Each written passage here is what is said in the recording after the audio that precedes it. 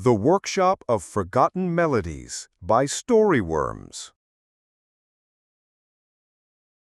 On a street where neon signs shouted over each other about the future, there hid the shop that belonged to the past. Above its door was no garish advertisement, only a modest, hand-carved sign. Elias, we fix everything. But people rarely came in. They preferred to throw broken things away rather than mend them. Elias was old, as was the shop itself. His fingers, covered in a web of wrinkles and scars, remembered a craft the world had almost forgotten. He didn't just mend things, he mended memories. One day, as the rain was washing the dust and hurry from the city, a girl walked timidly through the door. Her name was Lena, and it was raining in her eyes, too. She placed a small, cracked music box made of darkened wood on the counter. "This can just be thrown away, right?" Lena's voice was nearly soundless. "It belonged to my grandmother. It's been silent for many years." Elias took the music box with the care of a surgeon examining a patient. He didn't ask how it had broken. He asked, "What song did it play?" Lena shrugged. "I don't remember. Something simple. A lullaby." "Tell me about your grandmother," he asked, opening a set of tiny instruments that looked like a dentist's tools. At first, Lena spoke reluctantly, about the smell of apple pie on Sundays, about the warm hands that braided her hair, about a laugh like the chiming of little bells. While she spoke, Elias worked. He wasn't just replacing the broken teeth on the tiny metal cylinder. He listened intently to her words, and it seemed as if his fingers were weaving Lena's stories into the silent mechanism. He took a mote of dust from a far corner of the shop.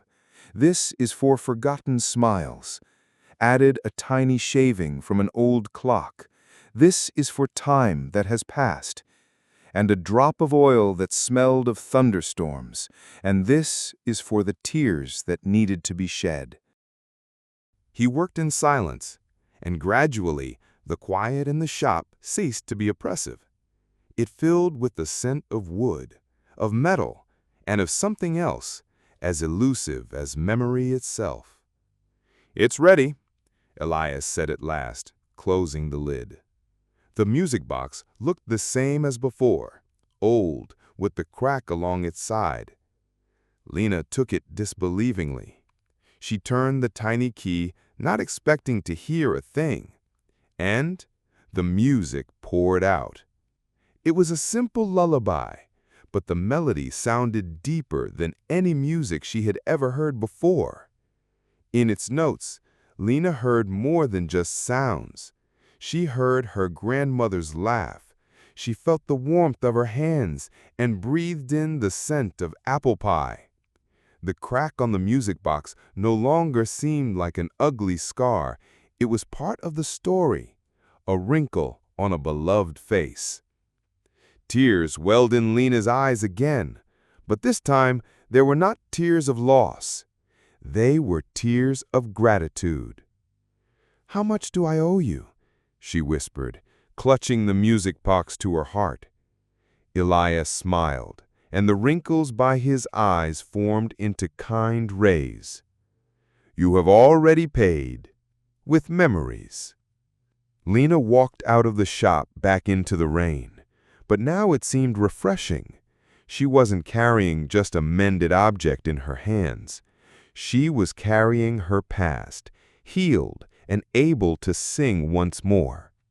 And in the old shop, Elias was already wiping down the counter, patiently waiting for the next broken treasure, the next lost melody that needed to be brought back to life. For he knew, as long as memory lives, nothing is ever truly broken.